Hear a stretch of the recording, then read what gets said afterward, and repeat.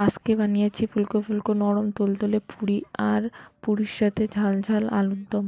আলুর দম আর পুরি বানানোর জন্য এখানে আমি নিয়েছি ময়দা। ময়দার মধ্যে হালকা একটু লবণ, হালকা একটু কালো জিরে আর হালকা একটু সোডা দিয়ে এরপরে ময়দার মধ্যে পরিমাণ মতন জল দিয়ে ময়দাটা ভালো করে মেখে নিয়েছি। এরপরে ময়দার মধ্যে হালকা একটু সর্ষের তেল দিয়ে ময়দাটা ভালো করে মেখে 10 মিনিটের জন্য থাল দিয়ে ঢেকে রেখে দিয়েছিলাম। এরপরে আলুর দম বানানোর জন্য আলুটা ভালো করে সিদ্ধ করে ছুলিয়ে নিয়েছি। এরপরে কড়াইয়ের মধ্যে হালকা একটু তেল দিয়ে পেঁয়াজগুলো ভেজে পেঁয়াজ, রসুন, লঙ্কা বাটা, জিরের গুঁড়ো, পরিমাণ মতো লবণ, হলুদ, হালকা একটু জল পেঁয়াজের মধ্যে দিয়ে মশলাগুলো ভালো করে ভেজে নিয়ে এর মধ্যে আলুগুলো দিয়ে আলুটা ভালো করে কষিয়ে কষানো আলুগুলোর মধ্যে হালকা একটু জল দিয়ে ভালো করে জাল করে ঘন করে আলুর দমের তরকারিটা নামিয়ে নিয়েছি। তরকারিটা নামিয়ে নেওয়ার পরে ঢেকে রাখা ময়দাগুলো হালকা একটু ডলে নিয়ে এরপরে ময়দাগুলো ছোট ছোট গুলি করে নিয়েছি। এরপরে গুলির মধ্যে হালকা একটু সর্ষের তেল লাগিয়ে গুলিগুলো বেলনির মধ্যে ভালো করে গোল গোল করে